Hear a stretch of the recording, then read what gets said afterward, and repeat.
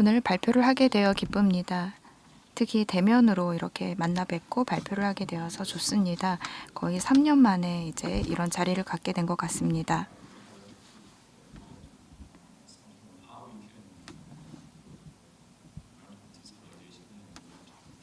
해양 디지털화와 디지털 전환을 이루는 방법에 대해서 말씀을 드릴 텐데요.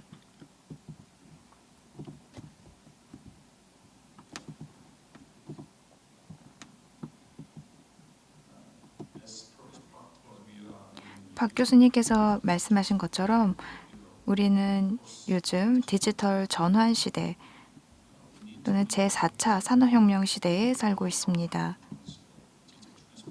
디지털 전환이라는 측면에서 현 상태를 진단해 보도록 하겠습니다.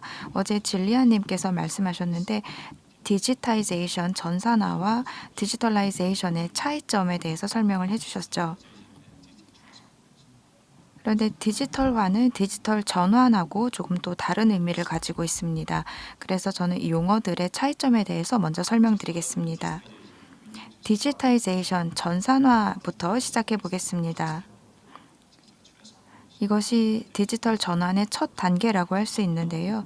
이 전산화란 아날로그 정보를 0하고 1로 이루어진 이진법 디지털 포맷으로 바꾸는 것입니다. 이 화면에 보시는 것이 전산화 예시라고 하겠습니다. 두 번째로는 디지털화입니다. 디지털화는 IT 기술이나 디지털 기술을 활용해서 기존 비즈니스 프로세스를 바꾸는 것을 의미합니다. 비즈니스 프로세스를 바꾼다라는 것이 굉장히 중요한 의미가 있습니다. 이 내비게이션 정의에서 알 수 있듯이 IMO의 이 내비게이션 전략 이행 계획에 따르면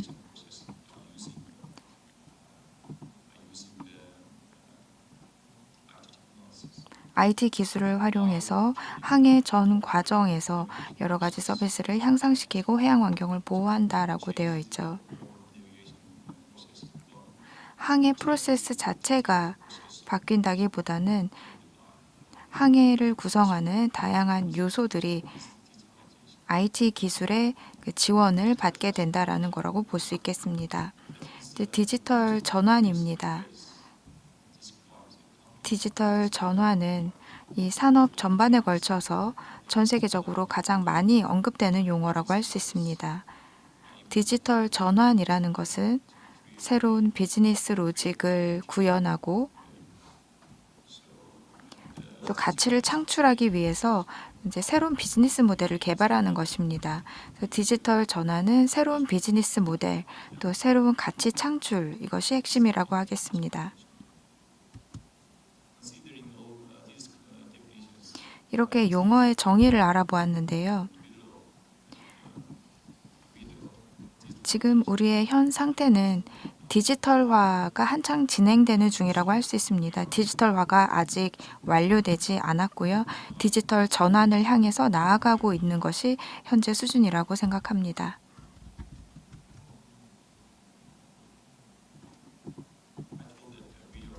말씀드린 것처럼 지금 우리는 디지털화가 한창 진행 중입니다. 그래서 S100 같은 CDMS 프레임워크가 만들어지고 있죠.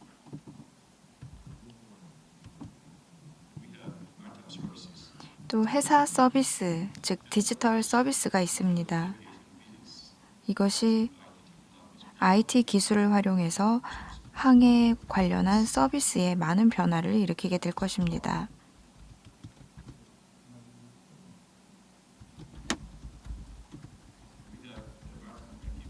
또 MCP 플랫폼도 있습니다. 이번 컨퍼런스에서 여러 번 언급이 되었는데요. 디지털 전환은 디지털 세상에서 발생을 합니다. 그런데 이 디지털 월드가 실제 세계와 연결이 되어 있어야 합니다. 또 물리적인 다양한 당사자들이 디지털 세계와 물리적인 세계 간에 연결이 되어 있습니다. 그래서 MCP를 통해서 그러한 연결이 가능합니다.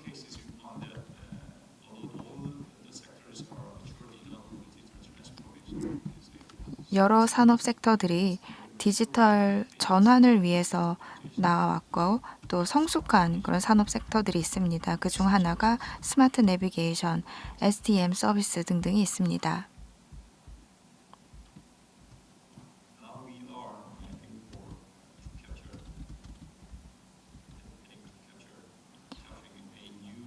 이제 우리는 새로운 가치를 창출하고자 노력하고 있는데요. 그중 하나가 온실가스 감축 노력입니다. 좀 더 친환경적인 방향으로 나아가고 있죠.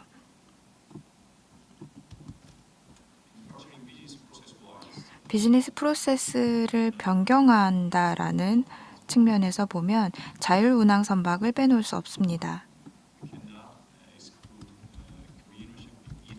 친환경적인 해운, 이러한 개념도 빼놓을 수 없습니다. 친환경적인 해운도 앞으로 우리의 비즈니스 프로세스를 변화시키는 데에 큰 영향을 줄 것입니다.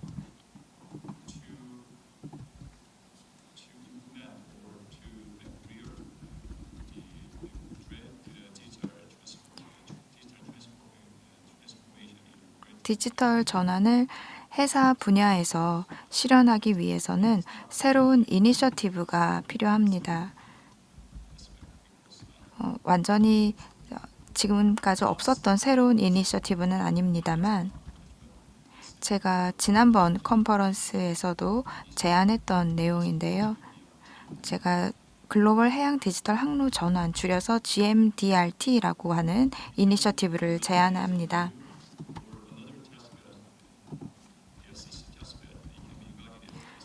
다시 말하면 회사 디지털화를 위한 테스트베드라고 할 수 있습니다. 이 테스트베드는 로컬 형태로 테스트베드를 구축할 수도 있고 좀 더 지역적인 차원에서 테스트베드를 운영할 수도 있습니다. GMDRT를 진행하는 동안 저희는 다양한 테스트베드를 포괄하고 있습니다. 또 전 세계적으로 여러 개의 테스트베드를 포괄하고 있습니다. 지역과 국가별로 다양한 테스트베드를 포괄하고 있고요. 지금까지는 노드를 중심으로 디지털화가 이루어져 왔습니다. 다시 말하면 테스트베드가 특정 국가 또는 특정 지역에서만 운영이 되었다는 이야기입니다. 국가마다 또는 지역마다 자체적인 회사 서비스 포트폴리오가 존재하는 것이죠. 스마트 내비게이션도 회사 서비스 포트폴리오 6개가 있는데요.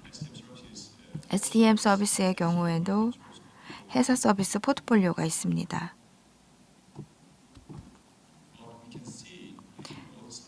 하지만 여기 보시는 것처럼 노드 중심적인 디지털화는 이러한 모양을 갖게 됩니다. 서로 동떨어져 있습니다.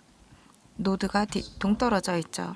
그런데 마이클 님이 말씀하신 것처럼 내비게이션은 국제적인 성격을 띨 수밖에 없습니다. 단순히 노드 차원에서 끝나는 것이 아니라 여러 개의 노드를 연결할 필요가 있다는 것이죠. 그래서 이것을 루트라고 표현을 했습니다.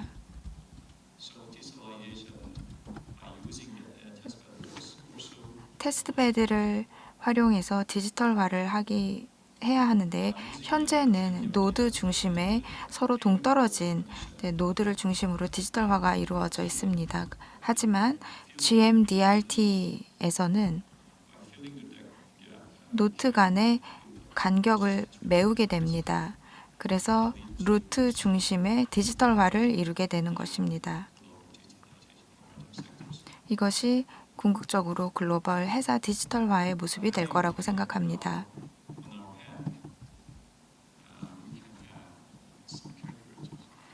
그러면 이를 기반으로 이러한 식을 만들어 볼 수가 있는데요.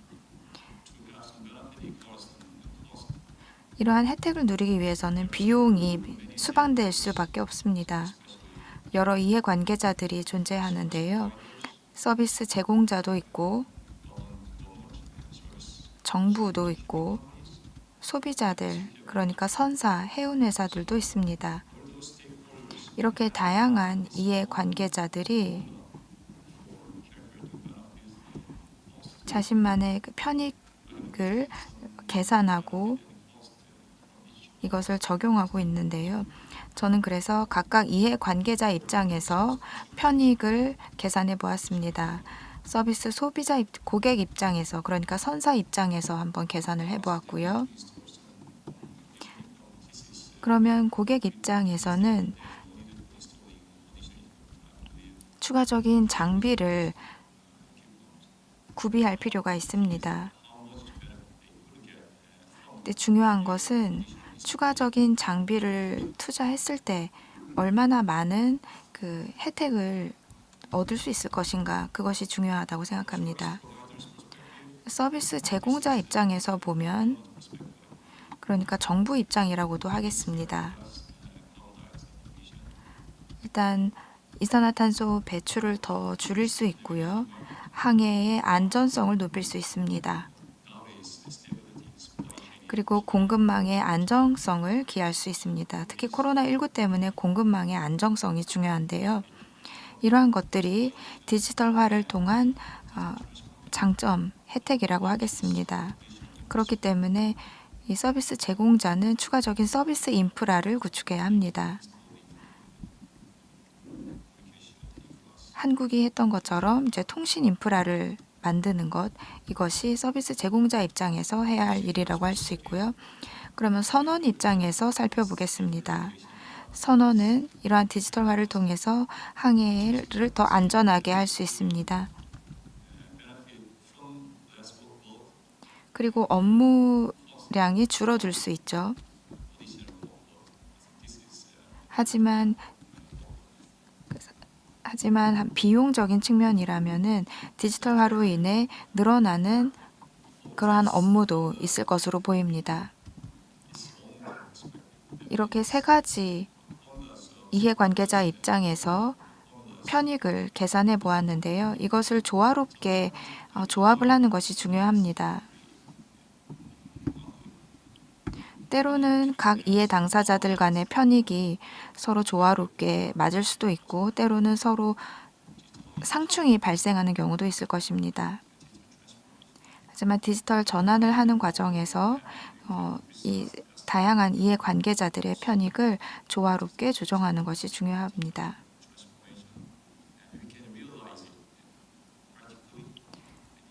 이러한 과정을 통해서 현실성 있게 적시에 디지털 전환을 이루는 것이 중요합니다. 또 민첩하게 지속적으로 개선하는 것이 중요하다 하겠습니다. 경청해 주셔서 감사합니다.